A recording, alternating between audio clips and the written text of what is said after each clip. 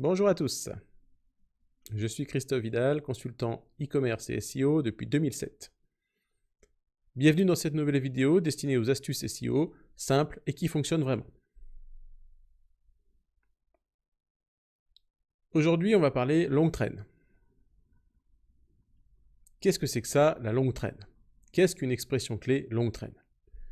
Tu en as certainement déjà entendu parler, mais tu sais peut-être plus ou moins ce que c'est, et tu n'as peut-être pas vu tous les avantages de travailler ton contenu, ta stratégie de contenu sur des mots-clés longue traîne.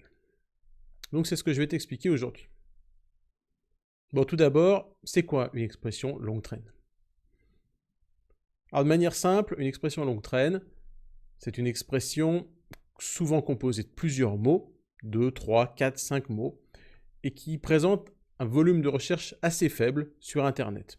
Il n'y a pas énormément d'internautes qui recherchent cette expression dans Google. Pour autant, ces expressions longue traîne, ajoutées les unes aux autres, elles vont représenter plus de 70% des recherches faites sur Internet. Donc certes, elles ne sont pas sexy, elles n'ont pas une volumétrie de recherche énorme, mais par contre, mises les unes après les autres, ça représente 70% des recherches dans Google. Donc c'est énorme. Donc ça serait quand même vraiment dommage de venir passer à côté. L'avantage de se focaliser sur des mots-clés longue traîne, c'est que ça va être plus simple de venir se positionner dessus. En effet, naturellement, on est tous pareils, on a envie d'aller se positionner sur des gros mots-clés.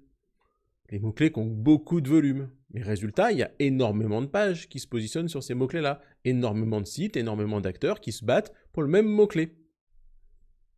Et pourtant, en venant rajouter un ou deux mots à ce mot-clé-là, eh bien on va tomber sur un mot-clé beaucoup moins concurrentiel et qui va nous apporter malgré tout du trafic pour peu qu'on décline ce mot-clé sur de nombreuses déclinaisons, de nombreuses versions.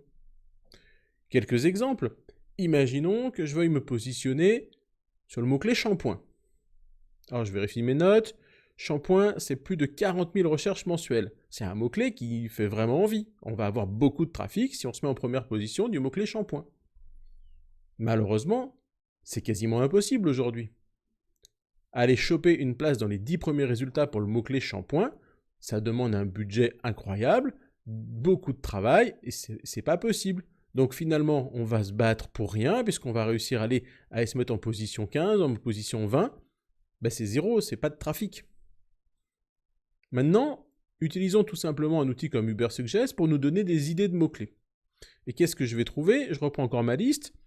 Par exemple, shampoing sans sulfate, shampoing bleu, vous savez, le shampoing pour les cheveux blancs, shampoing antipelliculaire, shampoing solide bio, shampoing anti-poux, shampoing éclaircissant, shampoing anti-chute, shampoing sans silicone, shampoing pour cheveux bouclés, etc., etc. La liste, elle est infinie.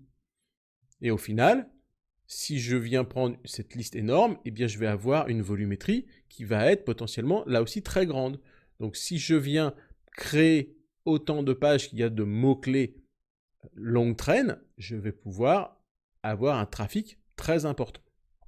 Et surtout, ce trafic il va être beaucoup mieux qualifié que si j'avais essayé de me battre sur le mot-clé générique.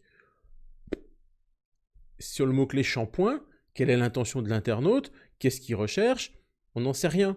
Par contre, si je tape shampoing antipelliculaire, je suis capable de créer un contenu super optimisé par rapport à cette recherche-là. Je comprends bien l'intention de l'internaute. Il a un problème de pellicule et je vais pouvoir lui créer un contenu qui est au top.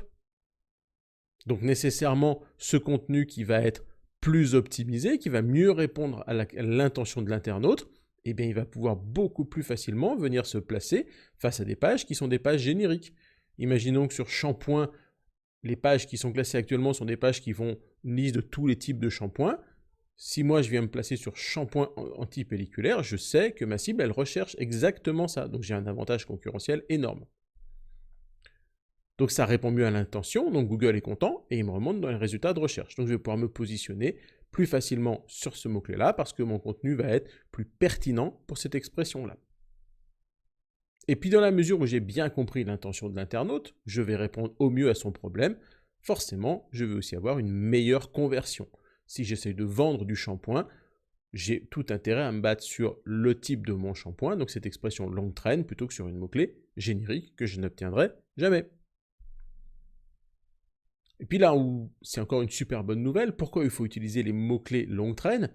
Bah vous l'avez vu, pour une même expression clé, j'ai déjà super facilement trouvé 10 idées de mots-clés longue traîne. Donc j'ai 10 idées de contenu déjà. Donc c'est un vrai carburant pour la création de nos contenus sur nos sites internet, ces mots-clés longue traîne. On va pouvoir créer plein de contenus, et pour peu qu'on soit intelligent et qu'on fasse un maillage interne vers une page qui remonte vers un contenu plus générique, comme la page shampoing, le PageRank interne va nous permettre de donner de la puissance à notre page générique, shampoing, et donc en travaillant et en se focalisant sur les mots-clés longue traîne, on va pouvoir aller chercher le mot-clé générique. Voilà, tu as compris le principe de la longue traîne. C'est un carburant à contenu. Tu vas pouvoir créer beaucoup de pages qui vont t'emmener du trafic hyper qualifié, des visiteurs auxquels tu vas pouvoir répondre pour le mieux à leur intention, leur proposer exactement ce qu'ils attendent. Tu vas remonter dans les résultats de recherche et tu vas faire des ventes. Et cerise sur le gâteau, petit à petit, avec un bon maillage interne, tu vas pouvoir aller travailler l'expression principale dont découlent tes mots-clés longue traîne. Allez, à tes contenus maintenant. Tu n'as plus qu'à créer des contenus optimisés pour la longue traîne. À très vite pour une prochaine astuce SEO simple et facile à mettre en place. À plus!